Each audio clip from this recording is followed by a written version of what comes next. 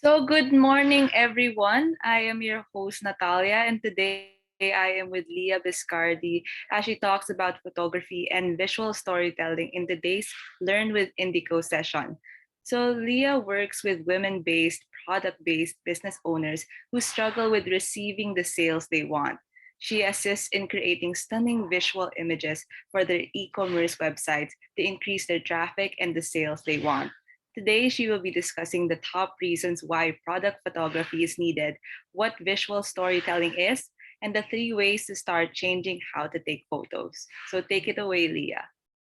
Thank you, Natalia. I am so glad to be here with everyone. I really appreciate you allowing me to come and speak to everyone as well. So I am Lia Biscardi. I'm a product photographer, photo marketer, and visual storyteller. And I think the important part about this is really knowing your products and telling that story. So we're going to start with the 5 ways to capture the attention. And as I go through these 5 ways, I'm going to talk about how you can apply this and really help with the aspect of increasing your sales with product-based business owners, but also understanding the concept of putting it all together.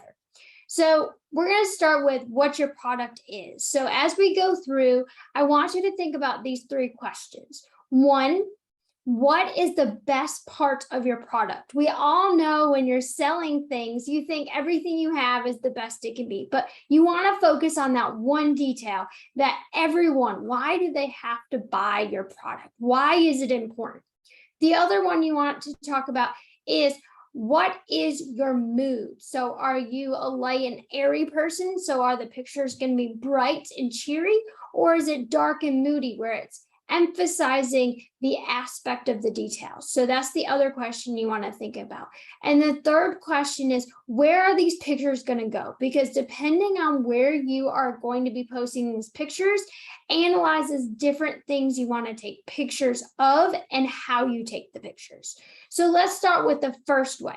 The first way is called aerial view. So on each slide, I have a picture of an example of that so you can actually see what it looks like.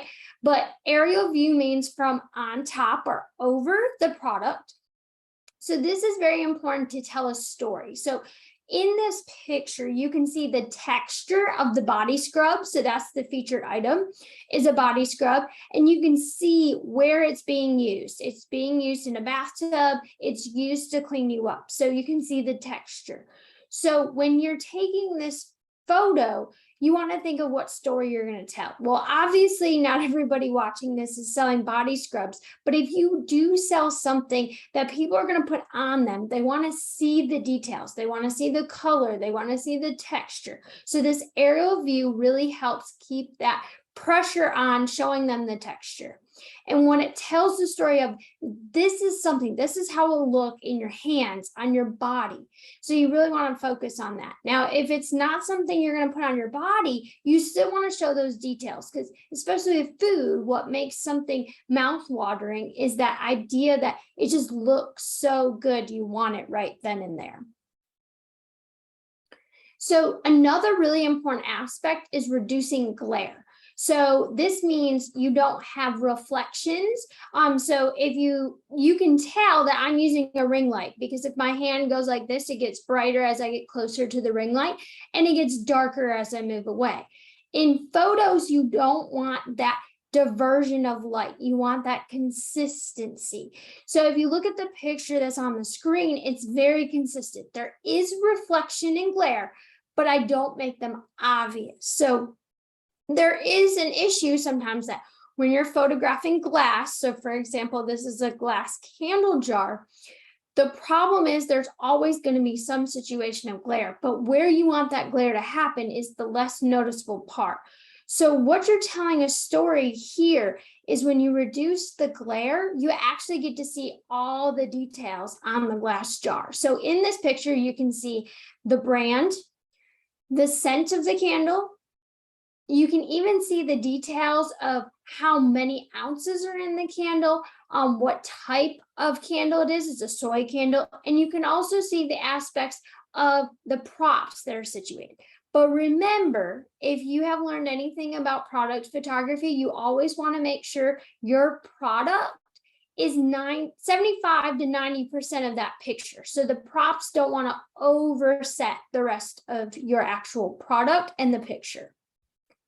And leading us to the next one is props, making sure that the props are not overwhelming. So for example, in the first picture, that is a piggy soap holder. So there's actually a soap inside the pig's mouth and leaning outside. So that helps distribute the percentage.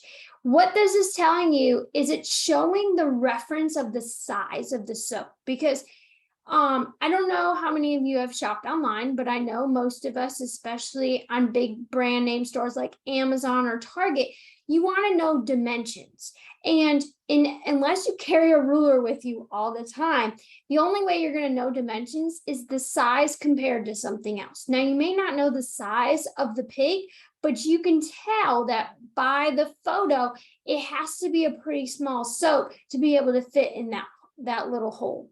Whereas the prop in the candle picture below is just an emphasis on what it is. So because the candle is in a tin little can, some people may think it's paint.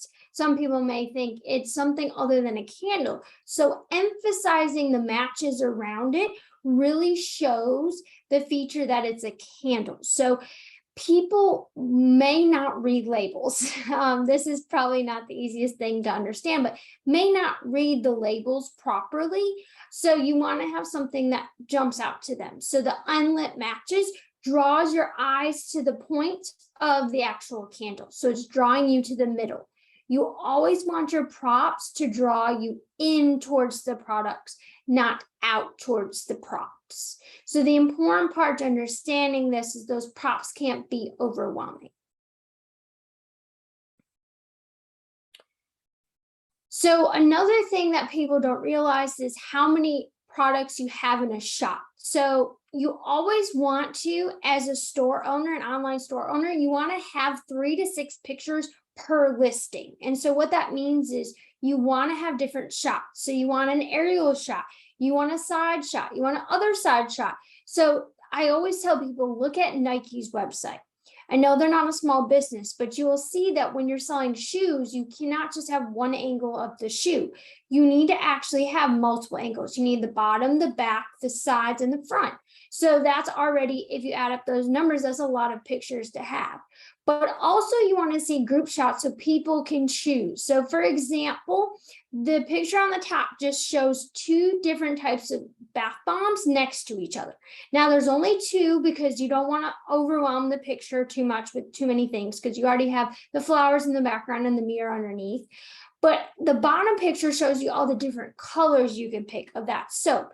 So you have those 8 different types of soap, but the problem is it helps them stop, because if someone doesn't like the color orange, which is in the middle, they can look and be like, oh, there's a green, there's a light blue, there's an aqua, there's a black, there's a pink. So they can have those different choices. So the whole point of these shots are to stop people from scrolling so they know they have a choice. But here's where you have to think about it. Too many is too much. Too little is too little. So you need to find that easy medium based on your followers. The picture at the bottom may be overwhelming for people who have ADHD and ADD, whereas the picture up top may be overwhelming as well because there's too much going on in the picture. So you just have to figure out your ideal client and what they like. And then finally, this is the most important. I put this at the end so I can talk about it. The angles of the product. So making sure that you really feature that product and you show and the story. Showcasing the story is very important. So for example, the top picture is a phone case, a ring little holder on the phone case. I don't know the terminology of that, but it's showing how it can be used in real life. So a lot of people don't think about those lifestyle pictures. So including that, how this is used, why this is used situation. So for example, there's a laptop in the background. It's sitting on a book. So they could be watching a movie or playing a game on the phone. So they need that ring stand up. The bottom picture is showcasing the last tip, the group shot, but also showing the angle of the product. So here's an example. If you if you take the picture just straight on where you have the 4 different body scrubs, what's not going to catch the eye of the client is that there's too many choices. But when you angle them this way, they have to stop and actually zoom in to see all 4 different types. You're stopping the scroll, but at the same time, you're including your group. So for example, a lot of people do this when they're having sales. So instead of posting individual pictures, they post a group shot and says, all of these are this price, but all of these are this price. So having this helps you diversify your audience, but at the same time, allow them to see multiple shots. So instead of posting the same picture over and over again on social media of the same photo of the same product, you can use these group shots or these lifestyle shots to add some emphasis to your social media.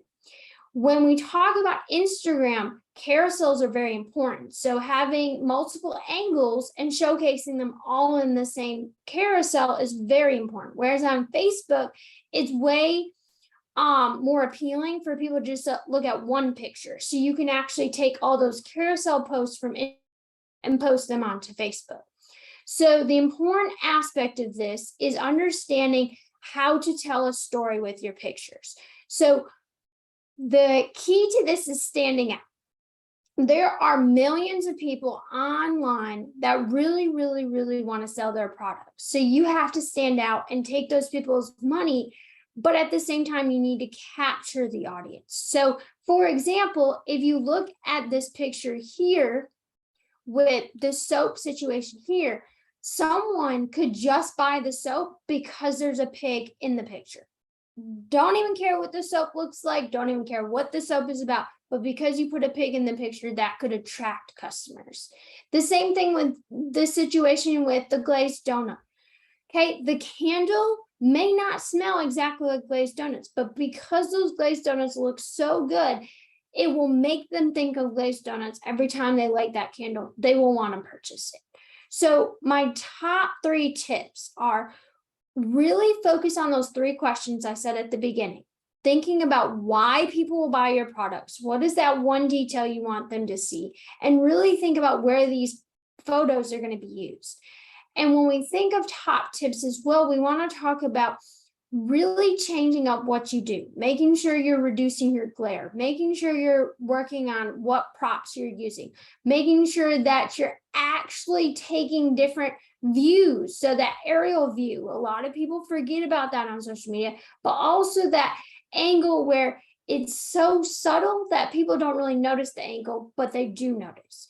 So I think that as a product photographer and someone who's telling a story through pictures, your most important part is thinking before you take that photo. And if you can't handle it, I know someone who can. So I really appreciate you listening to all my tips and tricks. And if you really need or have questions or want to touch base with me, you are welcome to touch base with me. My business name is Chrome Photo Co, and I'm on all social media platforms. And you can also reach me at Lia, Lia, at chromephotoco.com. So I really appreciate you listening today. And like I said, if you have any questions, please let me know.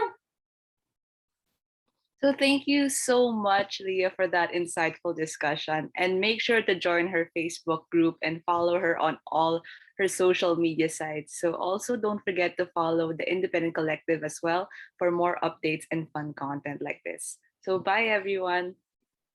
Bye. Thank you.